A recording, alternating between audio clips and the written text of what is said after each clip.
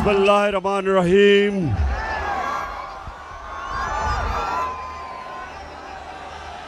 फैसलाबाद माशाअल्लाह, सबको आज मैं खुशामदीद कहता हूं। अपने नौजवानों को, यहां मेरी बहनें पहली दफा हमारे जलसों में, किसी भी जलसों में पहली दफा इस तादाद में पाकिस्तान की ख्वातीन भी शामिल हैं हमारी तहरीक में। यहां हमारे एमएनएज, एमपीज, वर्कर्स, नौजवान, यूथ, और मैं यहां अपनी मसीह बरादरी को भी खुशामदीद कहता हूं। मेरे पाकिस्तानियों, मैं जब 2018 में इलेक्शन कैंपेन में जब मैं यहां आया फैसलाबाद, तो यहां बेरोजगारी थी, यहां टेक्सटाइल इंडस्ट्री बंद हो रही थी, हाउसिंग सोसाइटीज बनाई जा रही थी, टेक्सटाइल इंडस्ट्रीज बंद करके बेरोजगारी थी। और मैं अल्लाह का शुक्र अदा करता हूं कि हमारे 3.5 साल में यहां टेक्सटाइल इंडस्ट्री भी उठी, यहां रोजगार भी मिला, इर्द गिर्द किसानों के, पहली दफा किसानों के पास इतना पैसा आया, उनकी फसलों के ऊपर उनको पैसा मिला। गन्ना जो किसान उगाता था और जो शुगर माफिया उसको पैसे नहीं देता था, हमने उनको पैसा दिलवाया, हमने टाइम पे कीमत दिलवाई। और जब पैसा गया देहात में, किसान ने अपनी जमीनों पे लगाया, और पिछले 2 साल हमारे सबसे ज्यादा 4 बड़ी बड़ी फसलों की पैदावार हुई और कीमत भी मिली। आज जब मैं फैसलाबाद, यहां पहले मैंने जलसा किया 2 महीने पहले, अब मैं फिर यहां हूं आपके पास। कभी भी सियासी जलसे 3-4 साल के बाद एक शहर में होते थे, उससे पहले नहीं होते थे। यह पहली दफा है कि 2 महीने में फिर फैसलाबाद जलसा कर रहा हूं, और माशाअल्लाह इस तादाद में अवाम आई है जलसे पे। लेकिन मुझे अफसोस से कहना पड़ता है कि फैसलाबाद में इंडस्ट्री बंद हो रही है, पावर लूम वाले मेहनत कश वो बंद हो रहे हैं, जो शटल लूम वो भी बंद हो रही हैं, जो एक्सपोर्ट करते हैं। बेरोजगारी बढ़ रही है, और उसके अलावा जो बिजली की कीमतें, पेट्रोल और डीजल की कीमतें,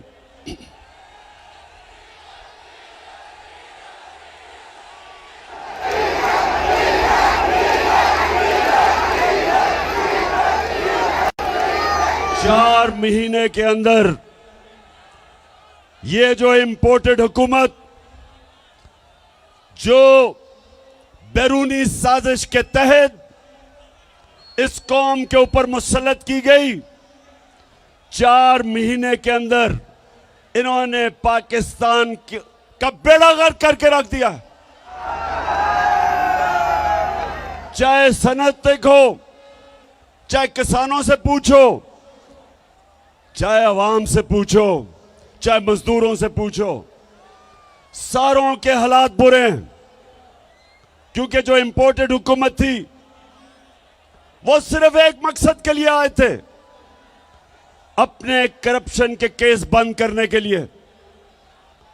तो मैं उसके ऊपर बाद में आऊंगा। मैं पहले जो पाकिस्तान में सैलाब आया हुआ है, अल्लाह ने हमें बड़े इम्तिहान में डाला हुआ है।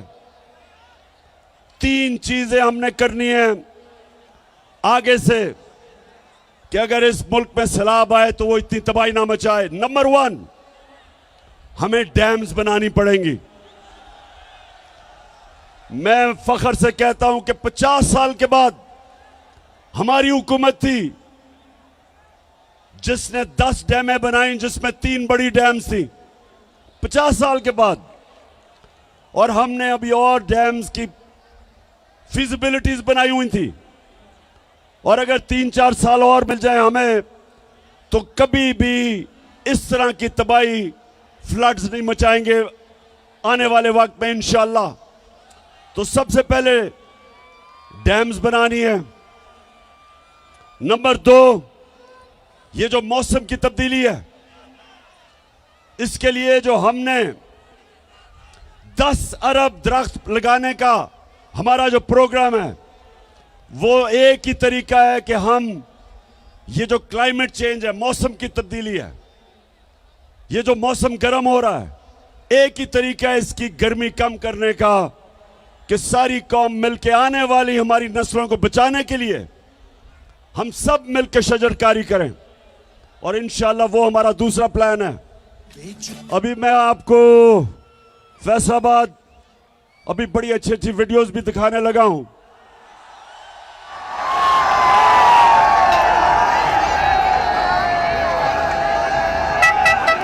लेकिन उससे पहले मौसम का मैं सिर्फ आपको बता दूं कि हमने मौसम की तब्दीली को भी रोकने के लिए इस कौम ने मिलकर शजरकारी करनी है, हमने डैम्स बनानी है। और तीसरी चीज, जब पानी आता है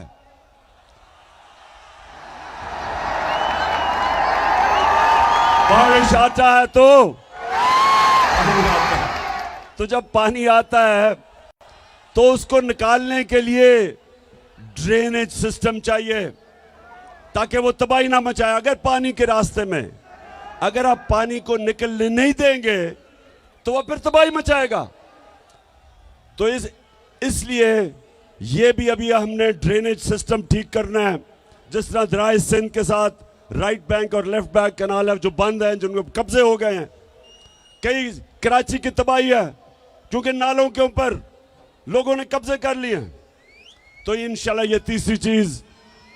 और चौथी, इंशाल्लाह अगले इतवार को मैं फिर से टेलीथॉन करूंगा और खास तौर पे बैरून मुल्क पाकिस्तानियों से इंशाल्लाह अरबों रुपया आपको इकट्ठा करूंगा सैलाब के मुतासरीन के लिए। अच्छा, अब फैसलाबाद थोड़ी सी जरा संजीदा बातें देखें। फैसलाबाद वो शहर है, इंडस्ट्रियल सिटी है, पाकिस्तान का मैनचेस्टर है। अगर यहां हम अपनी सनत और सनतकारों की मदद करेंगे, वो सनतकारी करेंगे और सरमायाकारी करेंगे, फैक्ट्रियां बनाएंगे, नौकरियां मिलेंगी, मुल्क में दौलत में इजाफा होगा। और अब मुल्क जब एक्सपोर्ट करता है तो मुल्क के अंदर डॉलर आते हैं। तो नौजवानों, मैं चाहता हूं कि मैं आपकी तरबियत भी करूं और आपको तालीम भी दूं कि हमने अपने मुल्क को कैसे उठाना है, कैसे एक अजीम मुल्क बनाना है। तो कोई भी मुल्क जब तक, जिसको अंग्रेजी में वेल्थ क्रिएशन, जब तक वो मुल्क में अपनी दौलत के अंदर इजाफा नहीं करता, जब तक वो मुल्क में दौलत की इजाफा नहीं करता, अपनी एक्सपोर्ट्स नहीं बढ़ाता, तो वो इसी तरह कभी IMF की गुलामी तो कभी किसी की गुलामी, और उसका सरबरा फिर यही करता है जो कि अभी शहबाज शरीफ कहता कि मैं भी मुल्क फिर के आया हूं। तो वो क्या कहता, जरा ये देख लें। मैं सऊदी अरब से होके आया हूँ, मैं UAE के होके, अभी मैं तुर्की होके आया हूँ। और मैंने उन भाइयों को कहा कि आप हमारे बड़े अजीम भाई हैं, हमेशा आपने हमारी मदद की। और मैंने यही कहा, जब मैं आया हूँ तो आप समझेंगे शायद ये मांगने आया। मैं मांगने नहीं आया, लेकिन मजबूरी है।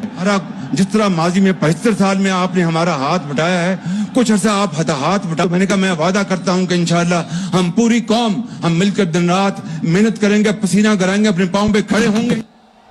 हाँ शहबाज शरीफ, कौम तो मेहनत करती है। हमारा जो बाहर बैरून मुल्क पाकिस्तानी जो सऊदी अरेबिया, दुबई, दुनिया में जाके पैसे कमाते हैं, 14-14 घंटे काम करते हैं, वो पैसा पाकिस्तान भेजते हैं, जिसको रेमिटेंसेस कहते हैं, वो डॉलर्स पाकिस्तान भेजते हैं।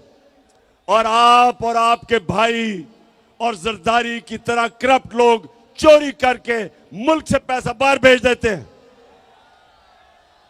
तो मेरे नौजवानों सुनो, आप अभी आईएमएफ की रिपोर्ट आई है, ये जरा आप गौर से सुने। आईएमएफ, अब मैं समझा दूं आईएमएफ क्या है। आईएमएफ एक आलमी बैंक है।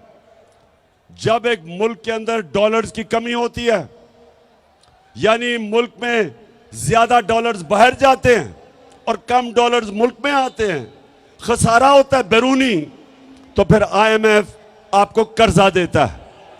तो जब वो कर्जा देता है, वो कई शराइत लगा देता है। वो ये कहता है कि मसलन आप अवाम से पैसा इकट्ठा करने के लिए बिजली महंगी करो, आप पेट्रोल और डीजल की कीमत बढ़ाओ,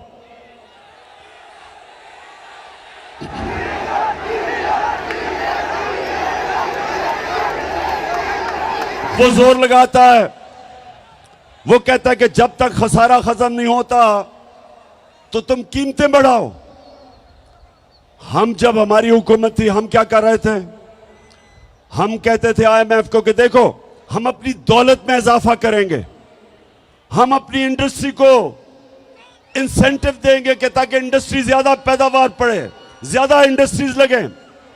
हम अपने किसान को उसकी मदद करेंगे ताकि वो ज्यादा पैदावार, उसकी फसलें ज्यादा पैदावार करे। और जब ज्यादा पैदावार होगी, हमारी दौलत में इजाफा होगा, हम आपके कर्जे भी वापस कर देंगे और हम अपनी अवाम के ऊपर बोझ कम करेंगे। क्योंकि जब हमारा टैक्स बढ़ जाएगा, उस टैक्स से हम अवाम को सस्ती बिजली भी देंगे, सस्ता डीजल और पेट्रोल भी देंगे।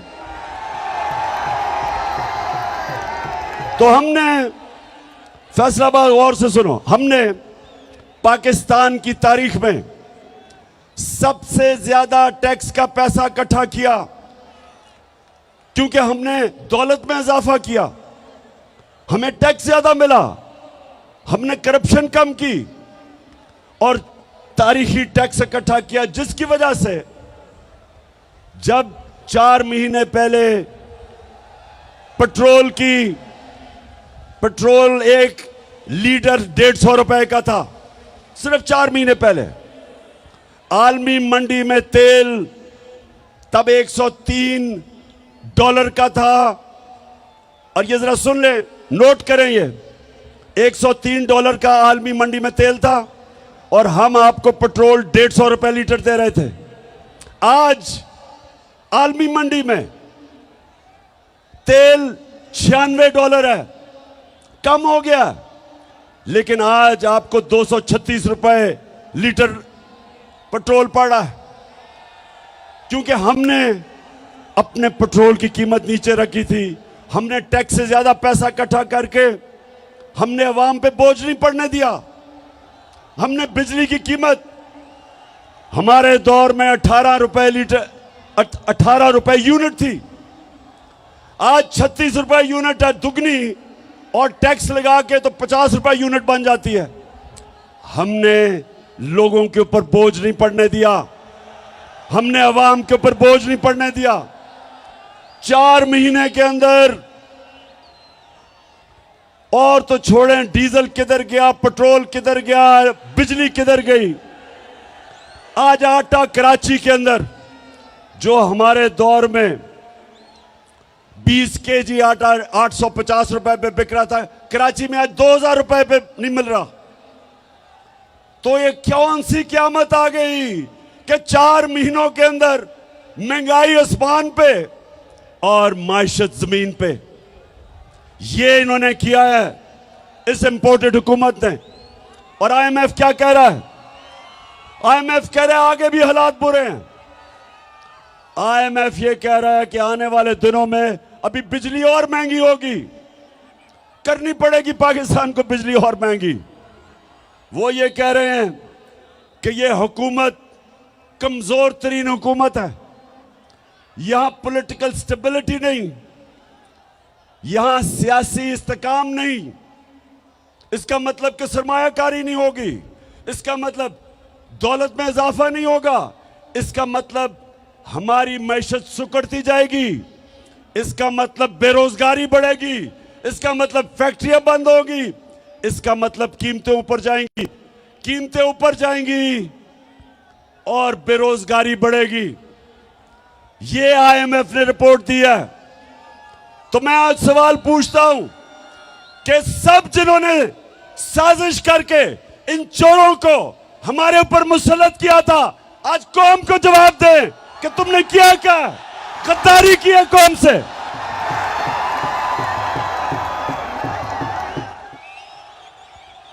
आज कौम आपसे जवाब मांग रही है। सब जो मुलव्विस थे इसमें, इन चोरों को हमारे ऊपर मुसल्लत किया और उन चोरों ने सिर्फ एक काम किया, आते साथ ही 1100 अरब रुपए की अपनी चोरी आते साथ ही इन्होंने माफ करवाई। आते साथ ही असेंबली में इन्होंने बिल पास किया और बिल पास करके 1100 अरब रुपया जो इन्होंने अवाम से चोरी किया था वो इन्होंने माफ करवाया। नौजवानों, फिर से मैं आपको बता दूं, करप्शन और चोरी में क्या फर्क है? करप्शन और चोरी में क्या फर्क है नौजवानों? टेस्ट कर रहा हूं मैं तुम्हारे में कितना शऊर है। बताओ। चोरी होती है जो आपकी जेब से मोबाइल फोन चोरी कर ले। चोरी होती है कि आपके घर में आके कोई चोरी करके आपका टीवी उठा के ले जाए, आपके पैसे चोरी कर ले। इसको चोरी कहते हैं। करप्शन वो होती है जो मुल्क का पैसा चोरी किया जाता है, जो आप सबका, जो पैसा आपके स्कूलों पे, अस्पतालों पे, सड़कों पे, कीमतें कम करने पे, जो पैसा कौम पे खर्च होना हो वो चोरी करके ले जाते हैं। इसको करप्शन कहते हैं। और आईएमएफ ने एक और बात की, ये पहली दफा आईएमएफ ने ये बात की है कि एक बहुत बड़ी वजह कि पाकिस्तान के जो माशी हालात इतने बुरे हैं, जो हमारा दिवालिया निकला है, उन्होंने कहा एक बहुत बड़ी वजह हुकूमती करप्शन है। यह पहली दफा आईएमएफ ने कहा है। तो अब मैं जरा आपको बताऊंगा फैसलाबाद करप्शन होती क्या है। नौजवानों, जरा अब आप तैयार हो, आपको मैं वीडियो दिखाने लगा हूं।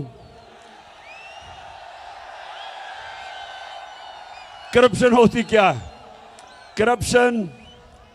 करप्शन होती यह है कि जब मसलन मैंने एक पावर प्लांट लगाना है पाकिस्तान में, उसकी कीमत है 100 अरब रुपया। मैं क्या करता हूं, मैं मुल्क का प्राइम मिनिस्टर या वजीर हूं, मैं क्या करता हूं, उसकी कीमत उठा के 120 रुपए कर देता हूं, 120 अरब रुपया, 20 रुपए जेब में डाल लेता हूं। वो पावर प्लांट जो दुनिया में 100 अरब रुपए में बने हैं, वो पाकिस्तान में 120-30 रुपए पे, 30 अरब रुपए के बने हैं। जो 30 अरब रुपया जो ऊपर जो कीमत बढ़ा के करते हैं, वो अवाम को कीमत अदा करनी पड़ती है महंगी बिजली से। और वो क्योंकि 30 अरब रुपया मुल्क में नहीं छुप सकता, क्योंकि वो बैंकों में डालेंगे, लोग पूछेंगे, तो वो मुल्क से बाहर भेजते हैं, वो चोरी करके बाहर भेजते हैं। तो अब मैं आपको बताऊं कि जो हमारे साहिब इख्तिदार जो 30 साल से इस मुल्क में चोरी कर रहे हैं, दो खानदान, शरीफ खानदान और जरदारी खानदान। मैं जरा अब आपको खुद देखेंगे कि ये चोरी करते कैसे हैं और पकड़ी कैसे जाती है। जी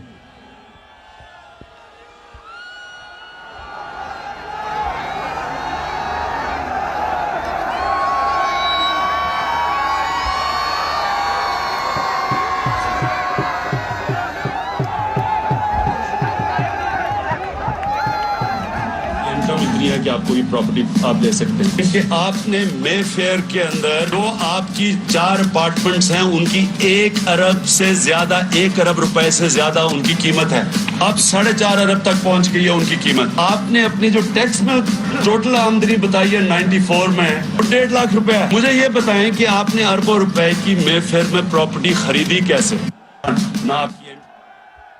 अच्छा, ये आज से 10 साल पहले मैंने इनसे सवाल पूछा शरीफों से कि ये आपके पास लंदन में महंगी तरीन जगह, लंदन यूरोप की सबसे महंगी तरीन शहर है, उस शहर की सबसे महंगी तरीन जगह मेफेयर में मैं इनसे पूछता हूं तुमने किधर से ये पैसा आया?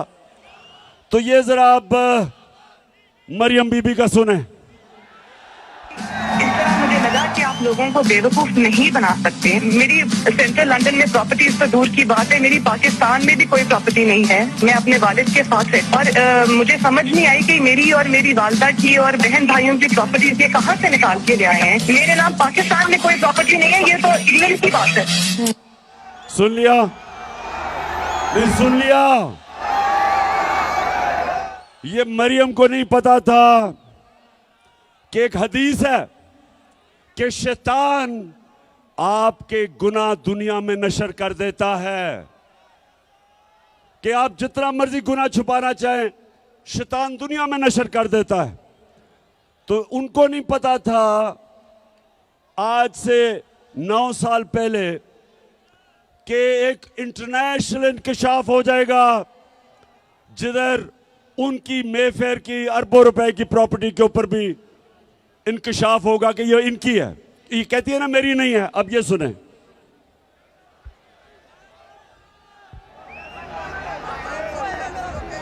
नवाज शरीफ, मरियम नवाज, हसन नवाज और हुसैन नवाज के बैरून मुल्क खुफिया असासों का इंकशाफ। पनामा लीक्स ने बैरून मुल्क खुफिया दौलत का भांडा फोड़ दिया।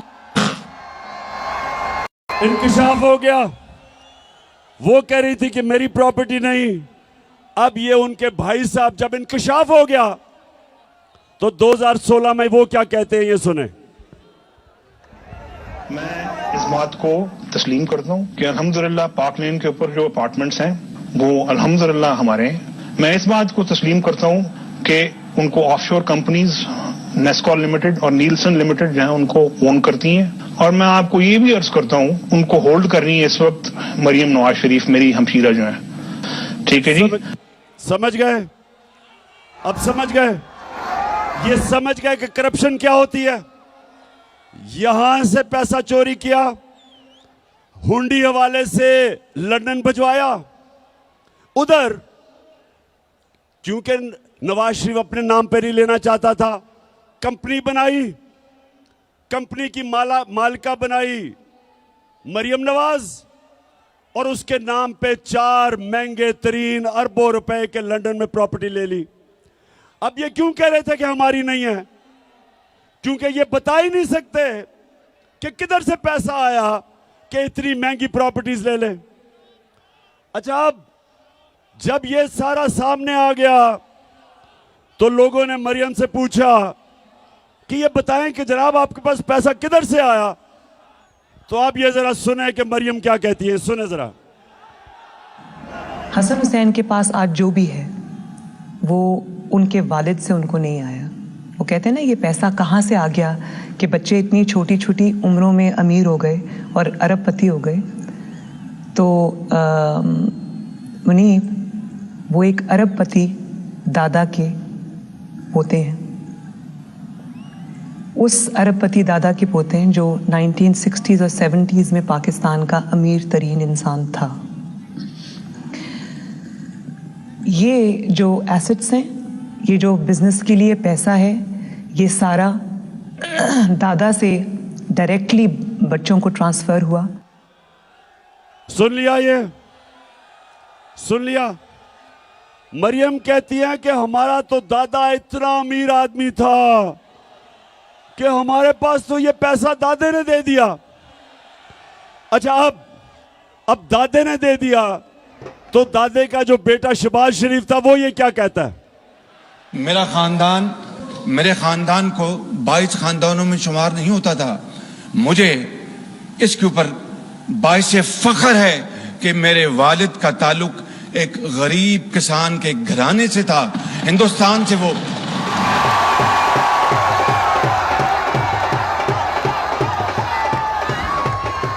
वैसे मैं मरियम को दाद दूंगा, मैं आज उसे अप्रिशिएट करना चाहता हूं। सुने सुने क्यों?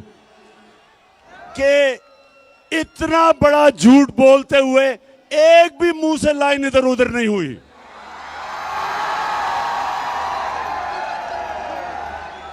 यानी झूठों का बादशाह बना, इतने सीधे मुंह से मेरा तो दादा बड़ा अमीर आदमी था। वो या तो दादा कोई और था या शहबाज शरीफ। वो शहबाज शरीफ कहता है मेरा बाप गरीब आदमी था, वो कहती है मेरा दादा अरबपति था। अब ये मैं आपको क्यों दिखा रहा हूं? ये इसलिए दिखा रहा हूं मेरी कौम आप समझ जाओ कि 30 साल से आपके मुल्क को लूटा जा रहा है।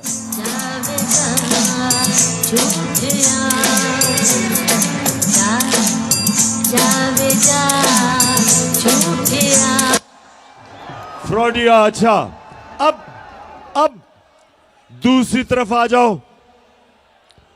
आसिफ जरदारी। अब आसिफ जरदारी,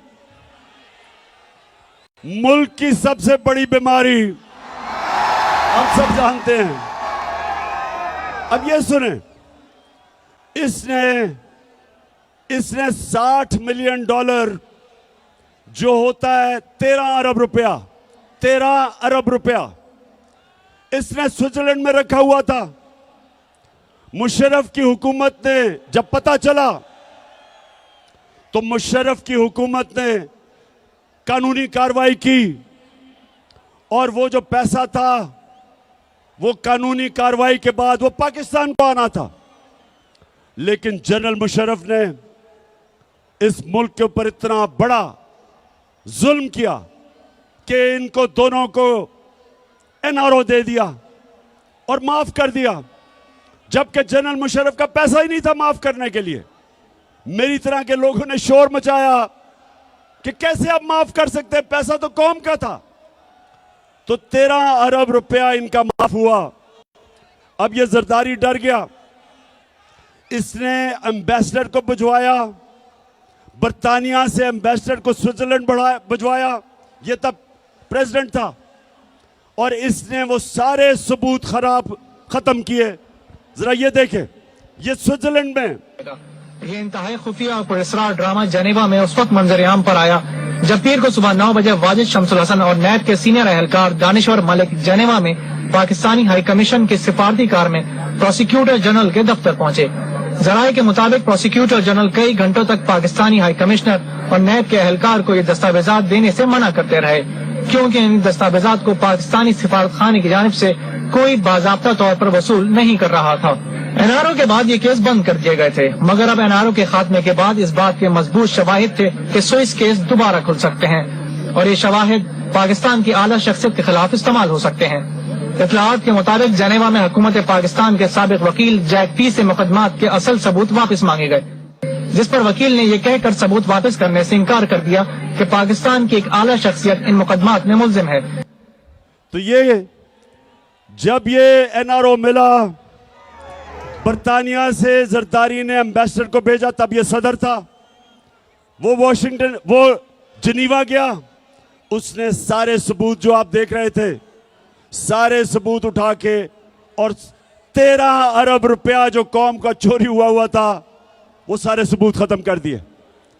तो ये जो दो घर हैं, ये जो 30 साल से लूट रहे हैं, इनको दोनों को मुल्क पर मुसल्लत किया गया। और ये जो दो घर हैं, ये पाकिस्तानियों गौर से सुन लें, ये 20 साल एक दूसरे को चोर कहते रहे। 20 साल जरदारी कहता था नवाज शरीफ चोर है, और नवाज शरीफ कहता था जरदारी करप्ट है। 20 साल। और जब तहरीक इंसाफ की सुनामी आई, दोनों इकट्ठे हो गए, दोनों चोर मिल गए।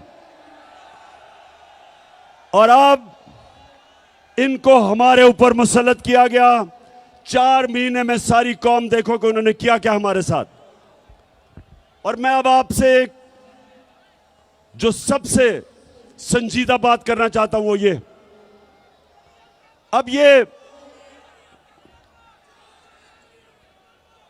अब ये मुल्क को संभाल नहीं सक रहे। मुल्क के हालात बिगड़ते जा रहे हैं। IMF ने भी कह दिया है कि जब तक पाकिस्तान में सियासी इस्तेकाम नहीं होगा, मुल्क के हालात बिगड़ते जाएंगे, माशरत नीचे जाती रहेगी, बेरोजगारी बढ़ती जाएगी, महंगाई बढ़ती जाएगी, और पाकिस्तान में इंतशार का डर है। ये IMF कह रहा है। तो सवाल ये होता है कि ये दोनों क्यों इलेक्शंस करवाने से डरते हैं? क्योंकि सिर्फ इलेक्शन की वजह से मुल्क में इस्तेकाम आएगा सियासी। तो ये क्यों डरते हैं इलेक्शन से? ये डरते आपकी वजह से हैं। इनको पता है कि जब इलेक्शन हुआ, इनका नाम और निशान मिट जाएगा। और इसलिए एक ये वजह है, और दूसरी बड़ी इंपॉर्टेंट वजह है, पाकिस्तानियों सुनो, दूसरी वजह यह है कि नवंबर में नया आर्मी चीफ आने वाला है। और ये दोनों जरदारी और नवाज शरीफ, इनकी पूरी कोशिश है कि ऐसा आर्मी चीफ आए जो ये अपना कोई फेवरेट लेके आए। ये अपना आर्मी चीफ लाना चाहते हैं, क्योंकि पैसा इन्होंने चोरी किया हुआ है। ये डरते हैं कि यहां कोई तकड़ा आर्मी चीफ आ गया, एक मुहिब्बे वतन आर्मी चीफ आ गया, तो वो पूछेगा इनसे। तो इस डर से ये बैठे हुए हैं कि ये दोनों मिलकर अपना आर्मी चीफ अपॉइंट करेंगे। अब मैं सारे पाकिस्तानियों से पूछता हूं, फैसलाबाद, गौर से मेरी आप बात सुनो। ये दो जब इनको मुश्किल पड़ती है मुल्क से बाहर भाग जाते हैं। अरबों रुपया इनका मुल्क से बाहर।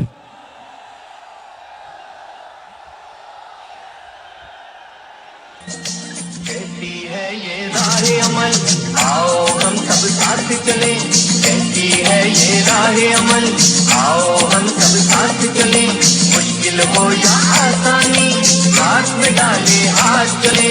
मुश्किल हो या आसानी। अच्छा सुनो, सो ये सुने गौर से, दोनों का पैसा बाहर पड़ा है।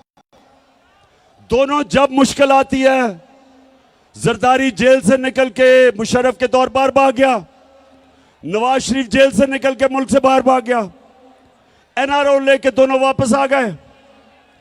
फिर थोड़ी मुश्किल पड़ी, जब जरदारी ने कहा मैं ईंट से ईंट बचा दूंगा, डर के फिर बाहर भाग गया। नवाज शरीफ वो जो झूठ बोल के यहां से गया, वो फिर बाहर भाग गया। बच्चे इनके बाहर। इसके नवाज शरीफ के 2 बेटे कहते हैं कि हम पाकिस्तान के शहरी नहीं, वो बाहर बैठे हैं। जरदारी वो आदमी है जिसने मेमो गेट के अंदर अमेरिकनों को कहा था, हुसैन हुकानी को उसने भेजा, एडमिरल मलन को, कि मुझे पाकिस्तानी फौज से प्रोटेक्शन चाहिए। ये सुने जरा। उधर नवाज शरीफ डॉन लीग्स में हिंदुस्तान को कहता है कि हम गवर्नमेंट तो चाहती है, लेकिन फौज फौज दहशतगर्दी नहीं रोक रही। ये डॉन लीग्स में कहता है। बरकत दत्त को मिलता है, बरकत दत्त लिखती है सार्क कॉन्फ्रेंस काठमांडू में, ये छुप के नरेंद्र मोदी से मिलता है अपनी फौज से डर के। अब ये दो लोग, पैसा इनका बाहर पड़ा, जो वहां की ताकतें जो इनको लेके आई, जिधर इनका पैसा पड़ा, ये उनके गुलाम हैं। तो मेरा सवाल यह है कि क्या आर्मी चीफ उनसे एनओसी लेके बनाएंगे? ये मैं सारी कौम के सामने समझता हूं कि ये सिक्योरिटी रिस्क है। ये दो वो लोग हैं जो मुल्क के गद्दार हैं। पैसा बाहर, इंटरेस्ट बाहर, करप्ट। ये माजी में डॉन लीग्स और मेमोगेट, किसी सूरत इस मुल्क की तकदीर इनके हाथ में नहीं होनी चाहिए। इस मुल्क का आर्मी चीफ मेरिट के ऊपर होना चाहिए। जो सबसे मेरिट पे है उसको आर्मी चीफ बनना चाहिए। किसी की पसंदीदा आर्मी चीफ नहीं होना चाहिए, किसी का फेवरेट नहीं होना चाहिए। तो फैसलाबाद, अब मुझे पता है हिंदुस्तान का मैच शुरू होने लगा और पाकिस्तान का।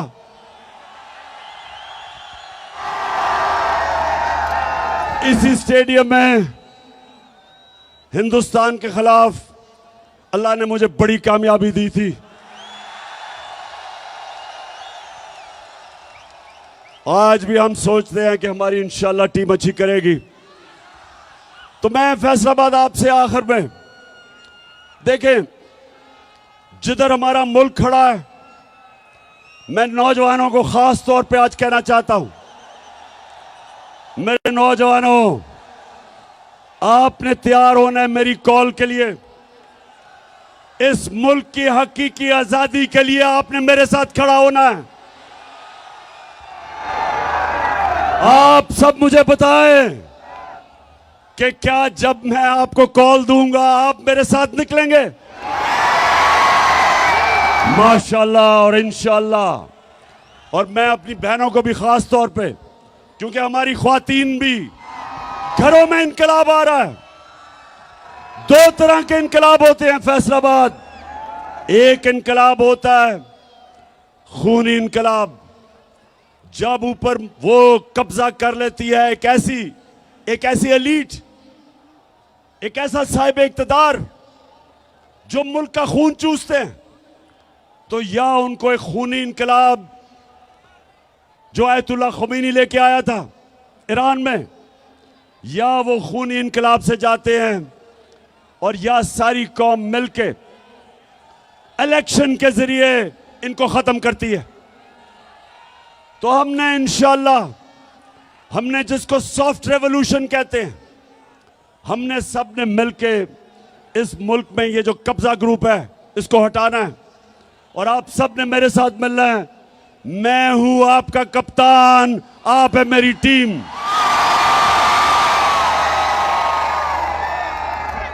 और फैसलाबाद इलेक्शन भी आ रहा है, यहां एक इलेक्शन भी है, आपको पता है लोटों का।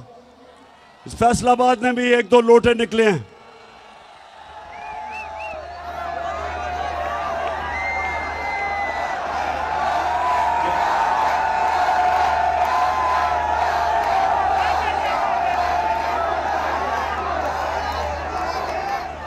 तो एक तो आप सब ने मेरे से वादा करना है, हाथ खड़ा करके। अभी वादा क्या करना है कि कभी फैसलाबाद में लोटों को जीतने नहीं देना। और इंशाल्लाह जो मेरा इलेक्शन है यानी 108 जो मैं लड़ रहा हूं यहां से, आपने सब ने मेरी टीम बन के पूरी कोशिश करनी है। इंशाल्लाह हम ये इलेक्शन भी जीतेंगे, हम बड़ा इलेक्शन भी जीतेंगे। और इंशाल्लाह इस मुल्क में, इस मुल्क को हकीकी तौर पे आजाद करके एक अजीम कौम बनाएंगे। इंशाल्लाह वो कौम जिसका नारा था कि पाकिस्तान का मतलब क्या,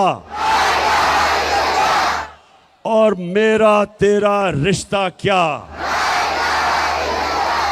और जब हमारा ईस्ट पाकिस्तान से रिश्ता टूटा, क्योंकि हम ला इलाहा इल्लल्लाह से पीछे हट गए, क्योंकि हमने ईस्ट पाकिस्तान के लोगों से इंसाफ नहीं किया।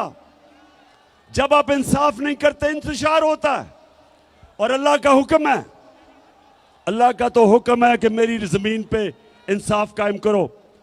तो फैसलाबाद हमारा रिश्ता सारे पाकिस्तानियों का ला इलाहा इल्लल्लाह है, और हमारा अल्लाह से वादा है ला इलाहा इल्लल्लाह के हम सिवाय अल्लाह किसी के सामने नहीं झुकते,